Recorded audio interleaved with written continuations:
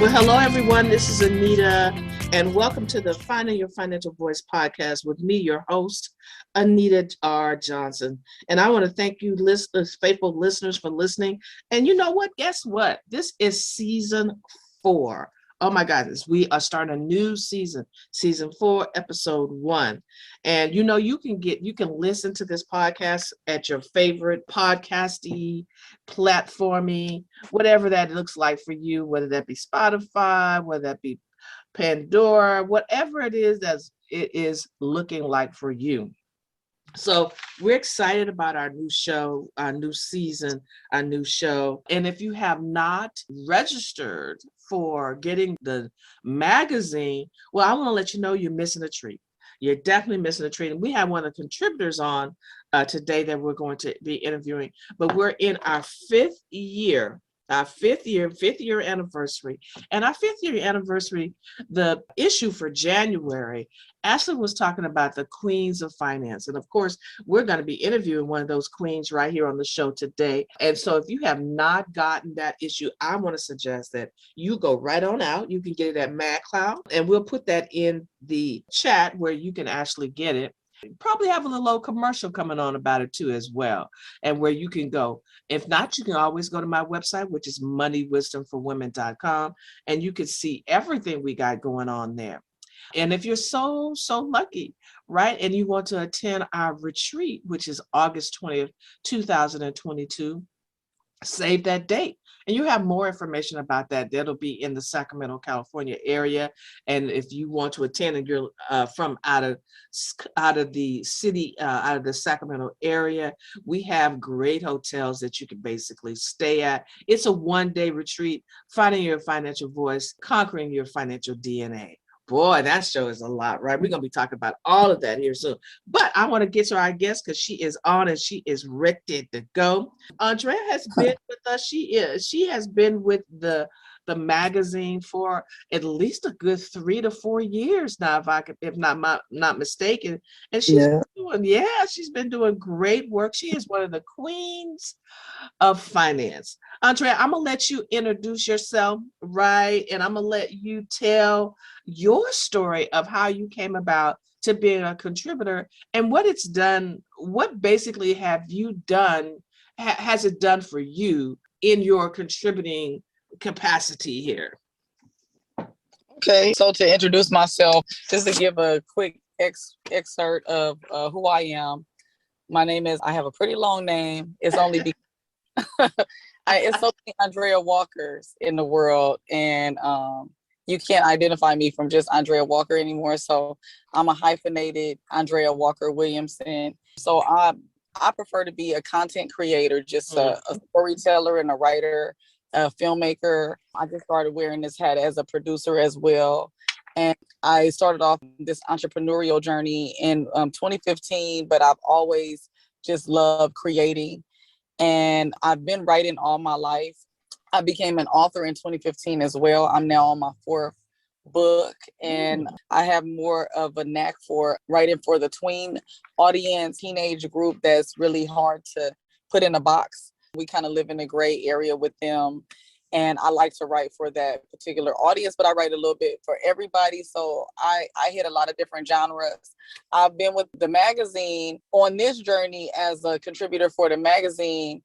It's cathartic because I get a chance to be vulnerable in a different way. Also, it's like my passion is like finance and ownership. And just really identifying whatever it is that we can do to also mentor who our peers are. Like we learn from each other, and we also, grow through whatever our issues are.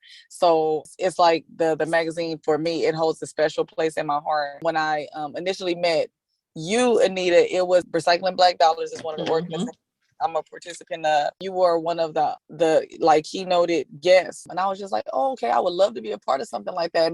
And it was crazy because I really didn't know if you were going to be responsive to it. But I just said, let me reach out to her and see if she would be willing to allow me to write, for the magazine. And I mean, I'm in it for the long haul. I've been here, and it's beautiful to see the growth, just meet all of my counterparts, other contributors that are doing what they're doing on their platforms. I'm and it give you an opportunity to step your game up too, you know.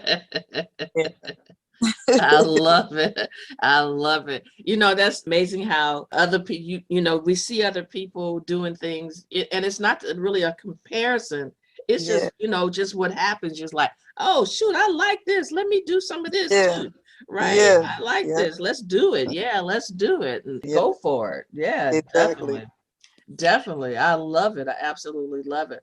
Well, we enjoy having you at the magazine. You've written some wonderful stories. Now that you say storyteller, that's why I say you've written some wonderful stories, and we appreciate that. We definitely appreciate that. Thank Now, you. you got a couple things I didn't know about. All right, all right. Not your name, not your name, not your name. But the producer. Tell me Yeah. about that. Tell me about that. Okay. My undergraduate degree is in radio, TV, film. So Oh, I actually started out as a voice personality and a researcher for a NPR station. It was a jazz station in Atlanta. I'm a product of a HBCU, Clark Atlanta University. And oh, wow. Whoop, whoop, whoop. yeah, so I have my film degree from Clark Atlanta. I also majoring in history. So I also have that. So I have like this thing where I try to use the truths of the world and the history of the world and Mm-hmm. bring it full circle. So, when I was there, started writing for two magazines. I was a part of the newspaper. I was staff writing for the newspaper the full time that I was at Clark Atlanta. And then I started writing for the Maroon Tiger, which is the Morehouse Oh, newspaper. wow.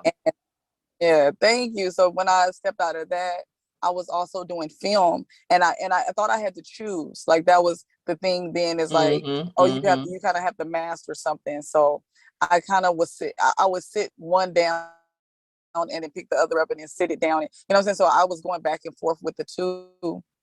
And then in between that, I became a social worker, which had nothing to do with the two, but it was working with people. Uh-huh. And Uh-huh. and during that time, one particular year when I was working with my patients at center, I saw that NAACP had a playwriting competition. So I joined the competition. Mm. My play was chosen. We produced it here, and I became a Paul Roby Theater recipient. I got the scholarship in 2011 to enter his playwriting program. But the thing is, I made myself an agreement that we would never sit anything else down and there would never be a missed opportunity. So we would be more prepared. And if we do something, we're going to figure out how to do it to the Mm. fullest. Because it was always that thought of like, what if, Mm-hmm. and Mm-hmm. you meet other graduates of that program and then you like, damn, they doing their thing. It felt like I took the longer journey out to do a lot of short films, and I kind of made a name for myself with the short film. So I stayed working. Usually I would just do stuff and get a day rate and be an assistant, a director. And then I also was working art department and being just a regular production assistant. But then I started to bring other people into other positions and I was doing the producer work, but I just didn't wear that title. And now Mm. I started to really wear that title. I actually have 3 projects right now in pre-production, and I'm also directing my own documentary. Named after one of the articles that we wrote in last season's issue. We were talking about like ownership and economics, Mm-hmm. and Mm-hmm. my article is called Concrete Footprints. Oh, So if yeah. you, Yeah, yeah, yeah, yeah.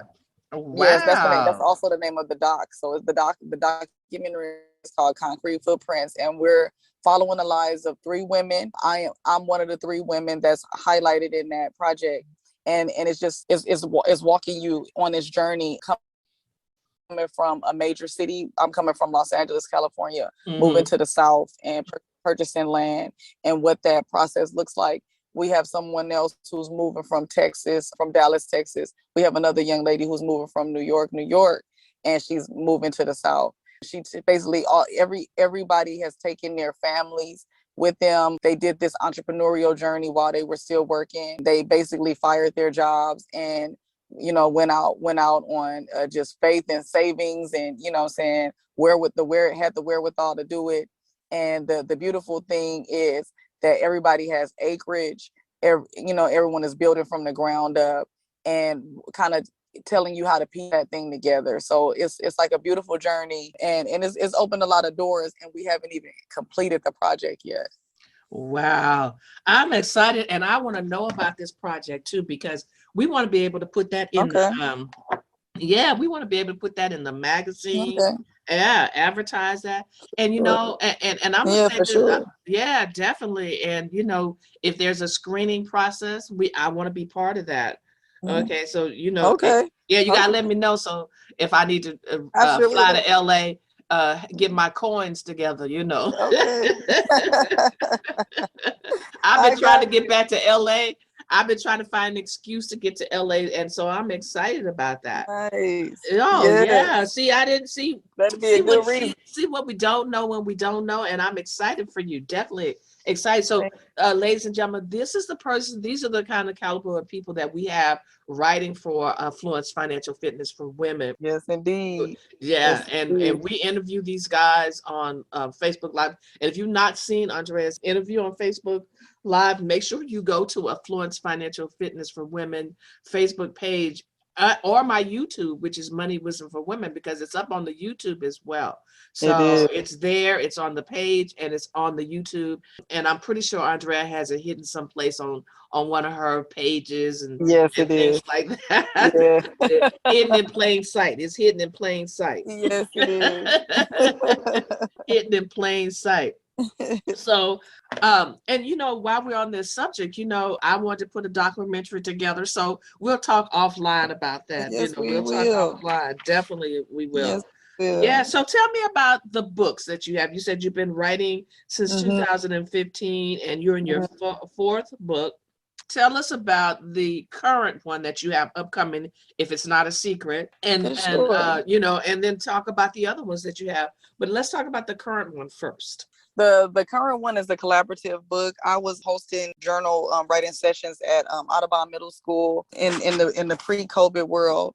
Actually this one is something that I put together from the students writing through their traumas and through all the social injustices that were happening in the world. So you'll hear a lot of stuff about voting, a lot of stuff about racism, about people not caring for the environment, about Trump, about tweets that affected them, and about family. And we do everything based on love. So I start with love and then we end with love. It actually walks through our eyes, walks you on this journey so that you could see through the eyes of a 13, a 12, 13, and 14-year-old. And really, to be honest, it's a lot of similarities in how they think based on, you just realize that they're young adults. They really are. And that is a series of collaborative books that we'll be doing. It's a workshop series that I called Tragedy to Triumph. And that one was like, I thought that I was initially helping the students, but it helped me learn so much about myself and identify so much about the levels of vulnerability. And then like the interesting thing too is like, you think that strong by not showing certain emotions, and every emotion came out during that workshop. That's why I said, well, I kind of wanted to publish what we did because it needed to be shared, so Wow. yeah. Oh, That one is wow. a whole different genre, Yeah, definitely. Oh boy, I'm just way excited about all this stuff that sharing with us.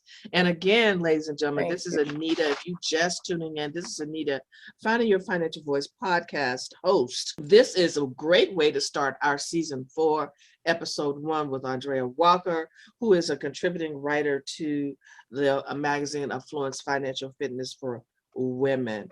And so she is a content maker, a storyteller, a producer, an author, HBCU graduate. Yes, ma'am. You gotta say it with your chest out. Yes, our motto. Yeah, so we got us a queen here. We got us a queen, definitely. Thank Definitely you. got us a queen, and I'm excited about interviewing her. What are some of your current, besides your book, and you talked about your documentary, what are some of the other current things you have going on? Something. So many, Yeah, 2 of them kind of aren't. they're kind of a secret right now. Two actually major features are a secret right now. I can't talk much about them. Okay. But they're big. I will be releasing everything. I would love to bring some of the other producers on Sure. once we're ready for, our real promo to happen, one of the first features or whatever. I actually will be in the Bay Area. I'll be in San Francisco for 2 projects. It's called Forever Brick campaign that I'm launching so that people can contribute to the full building of what we're doing in South Carolina for the land ownership. And that particular project is going to be a performing arts center and entrepreneurial boot camp. We're actually going to get more of the community involved in that. So like that one, I'm going to have all the information is going to be on the resource page of the back of the magazine. Okay, good. So so that people can, they could plug in with us. I'm trying to really work on making that an interactive experience because we want to make community rooms available so people have access to doing their own content creation and do it on a high level. It's actually going to be the largest African history museum. It's going to be in Charleston, South Carolina, which is exactly 40 minutes away from the property. Michelle Obama is endorsing that particular project because they were able to trace her lineage from slavery to South Carolina. So so she's going to be promoting that because they know that her family came off the boat and that's how she's now considered to be an African American. Based on that, we'll, kind of like have some ties to that museum. We have some. So what I did was collaborated with 2 really great artists who one is more of an abstract artist, the other is he's more known as a muralist. He did the historical Kobe mural at the African American fire station that's in Watts. It was highlighted on CNN and all over the country. He also did the Breonna Taylor, George Floyd mural at the Laugh Factory in Hollywood. Yeah, he was the first muralist to do something on Madam Vice President. So he's one of the honorees who's going to be highlighted on the property. So a lot of his work will be actually there on the buildings, in the structures, and throughout some of what we're doing. We kind of wanted to get that interactive experience similar to what Nipsey Hussle had on Slauson. Since those doors are closed, we wanted to have our own version of a victory lap, in South Carolina, because I'm born and raised here in Los Angeles, just like he was. So you want to always, do that. Who raised you up and who inspired you? So right. So I'm excited about those things. I just kind of can't wait to release everything that's happening. I don't know. It's beautiful because I have 15-year-old. Well, he's 14. He'll be 15. He's helping me along this process. We're in the process of building, so I can't wait to see what comes from everything because I'm on this journey with my teenage son. Wow, so I'm excited. Boy, that really sounds exciting. Oh my goodness, my goodness, my goodness. Well, ladies and gentlemen, I'm telling you, if you have not been listening, I hope that your ears have perked up because this young lady has a lot of things. And not only that, she is involving her children in her project.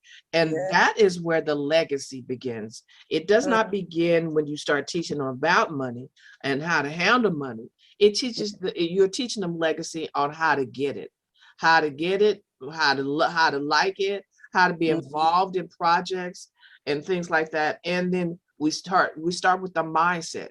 The mindset is he's helping her.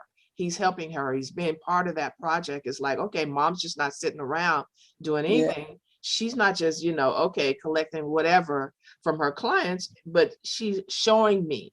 Is that give the man a fish for a day he eats, show him how to fish he eats for a lifetime. Right. And I know I paraphrase that, but that's what she's doing. Yeah, that's basically what she's doing. And thank you for doing that and sharing that with the group. Very welcome. Definitely. So we're going to take a really quick break, and then we'll be right back and listen. We got this wonderful commercial that's coming up, and we'll be talking about the magazine and how you can become get a subscription for this magazine that comes out. It's called Affluence Financial Fitness for Women. Has great authors like contributors like Andrea and so many others. Like she said, it has resources in it because she's going to be putting some resources in it of what's going on and how to, create a legacy for yourself. So we'll be right back. I don't want to give the commercial away. I don't want to do the commercial, but we'll be right back. The new issue of Affluence Magazine is out and available now.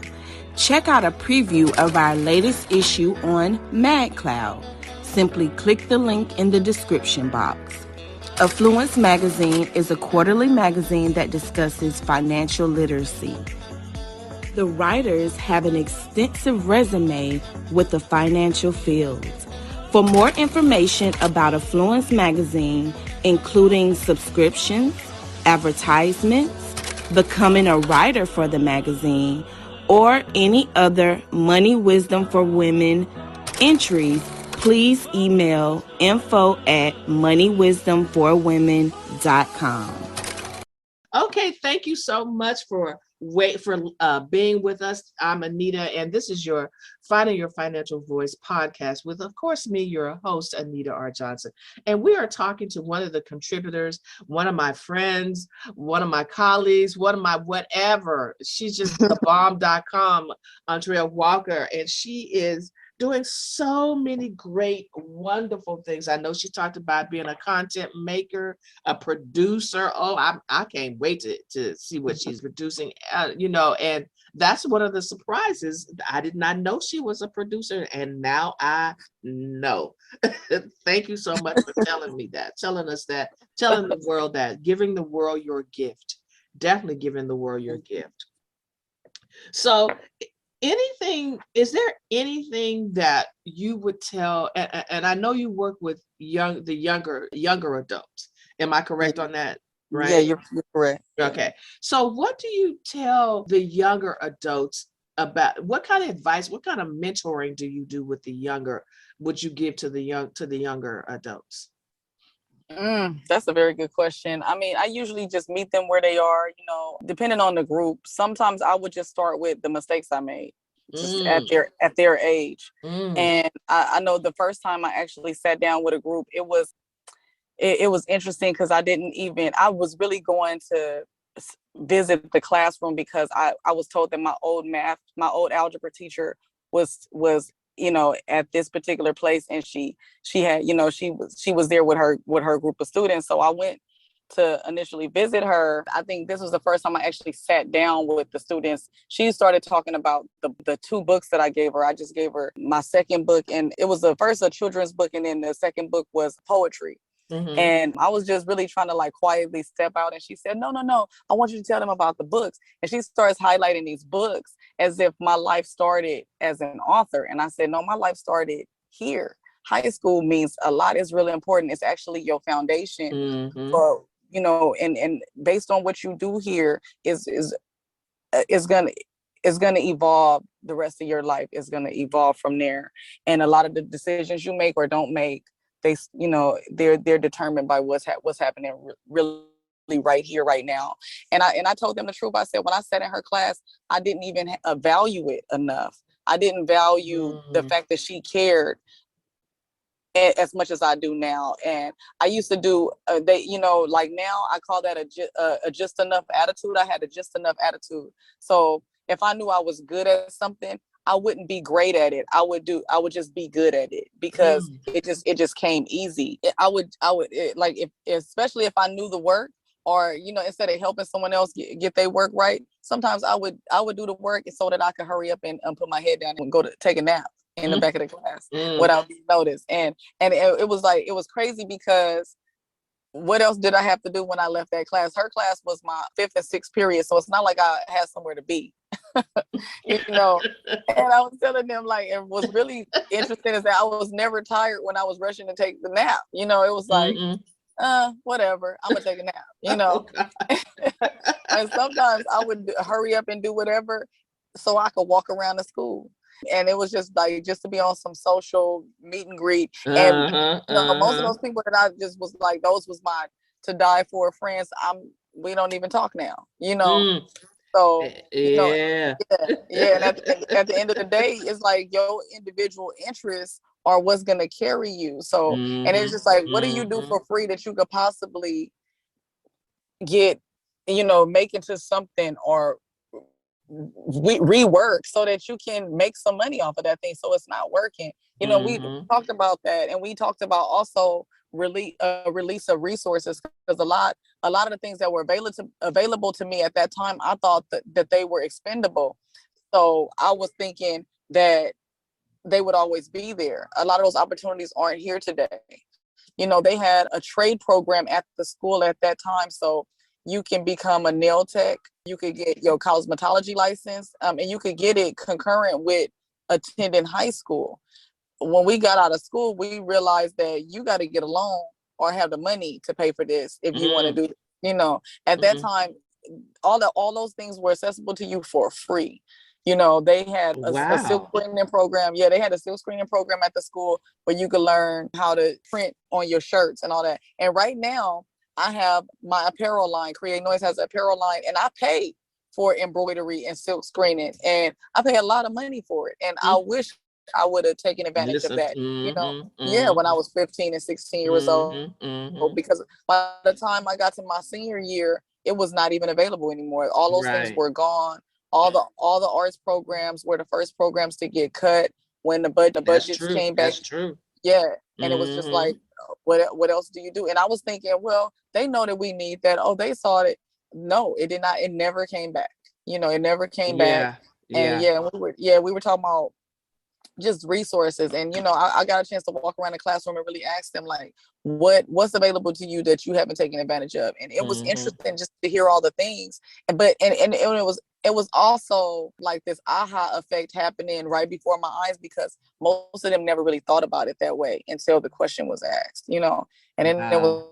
was like, what can you do different? Have you been contributing to your household? You're a teenager, you're really a young adult. So initially, once high school is over, what's the plan? Have you really thought about what's the plan? Wow. Yeah. Yeah. Yeah. Yeah, have you taken Yeah. advantage of anything?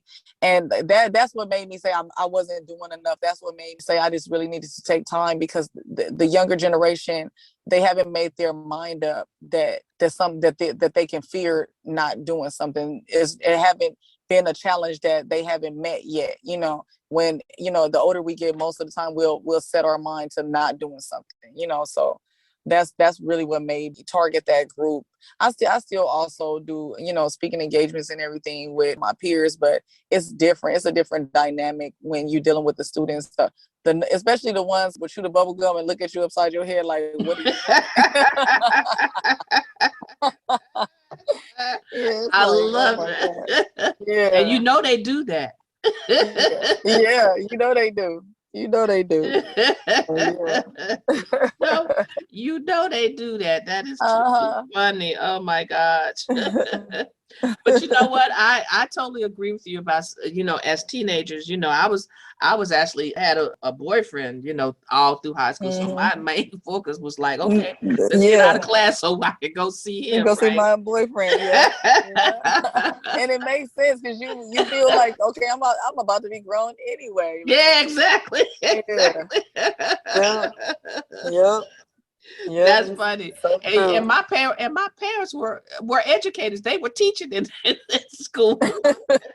So, you know, and Hmm. my mother, you know, one of the things I do, I don't know if I regret or Hmm. I should have felt better about it, just like you said, is my mother was a music teacher and she Hmm. played the piano. Her major was, her minor was music. And she tried Hmm. her best to teach me how to play, and I wouldn't do it. I wouldn't do it. Yeah. And I love music, and I wish today that I at least Yeah. learned how to play it. You know, I Yeah. may not have been, you know, an accomplished pianist like she was, Yeah. but at least I could have, you know, I could have, you know, when times got Yeah. hard, probably could have gone and played the Uh-huh. piano at a bar or something.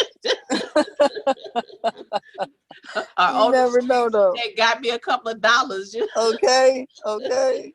Let me go and drag this on out here real quick. know? Let me drag this piano right on the corner right here and Okay. make this money real quick. Okay. For real. Oh my Oh God. my God. Yeah. Real You know, though. that's really interesting.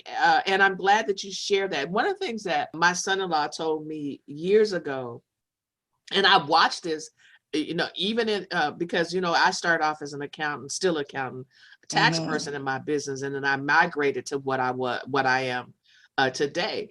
And Mhm. I've had my own money issues and this and that and woo de woo. That's Mhm. why I can basically kind of stand up and talk about it, right? Yeah. you know. Yeah. And Yeah. so I remember when I was first starting this financial behavior thing, and I'm going to tell people about behaviors and things. And I remember my son-in-law said to me, well, unless you're willing to tell your own story, your business is not going to grow. Right. Mm. And I was like, I ain't telling nobody my business. Right? I know exactly what you mean. Yeah. They just have to, Yeah. they just gonna have to know I know what Yeah. I'm talking about. Okay. Right. They just gonna have to pay me for that They had the information. trust. Okay. Yeah. Yeah. But as soon as I started opening up and being vulnerable, like you said, you mentioned that earlier, is when Mhm. people started gravitating to it. Yeah. Now, it Yeah. doesn't mean that they gravitate to it all the time or Right. fast. They have their own pace. It's more acceptable now once I Yeah. started telling my story. And that's what you are doing with the teenagers or with the young adults when you go Yeah. to high school and you're having and you are they're gravitating to it like, oh wow, she's been here, she's Mm. done this. And Yeah. like I say, some of the arts are gone from school because Yeah. people weren't probably the students weren't looking at the arts. And that's Yeah. a major thing because Yeah. the arts it's a different mindset, it's a different part of your brain. Yeah. Yeah. It is. That's Yeah. the creative part of your brain. Right. Yeah. Yeah, definitely. Well, Andrea, thank you so much for being with us. I am Thank you. Anita Johnson, Finding Your Financial Voice podcast, and we have had a wonderful time with one of the financial queens of the Affluence Financial Magazine, the contributor. She's one of the contributors, and you can actually really go to madcloud.com and you can look up Finding Your Financial Voice magazine, and you can get the digital and the print, and the issue is out now. Next issue, which will come out, oh my gosh, next month. Oh Yeah. Lord, these quarters go by fast, Andrea. They do. They do. We're going to be talking about Black women in banking, Black owned banks that may be owned by Black women, or they are working in there as VPs, lawyers. We're going to be talking about that. We're going to be talking about the first Black woman who owned a bank. We'll be talking about that. She probably will be our cover woman, as Candace, our editor-in-chief, says, our cover woman. She may be our cover woman. But look for that issue, and I'm sure Andrea will have a lot to talk about in that issue as well. She has given us many, many nuggets. Andrea, can you give some contact information if they want to get in contact with you? Yes. I can be found on Facebook as well as Instagram under Create Noise 1, and also under my name, All right. Yeah, you just look for me under Create Noise. Create Noise. All Create. right. All right. So thank you so much for being with us. I look forward to reading your upcoming article, especially this whole producer thing. I want to see them documentaries. Okay. I really Yes. Nice. We got them for you. Great. Thank you so much. And this has been Anita I'm your host, Finding Your Financial Voice podcast. And thank you so much being for a faithful listener. Any comments, go to our website, moneywisdomforwomen.com. And of course, join the mailing list and get a download of my first book, Big Girls Don't Cry, Taking the Emotions Out of Finances. Thank you so much, and I'll see you next time.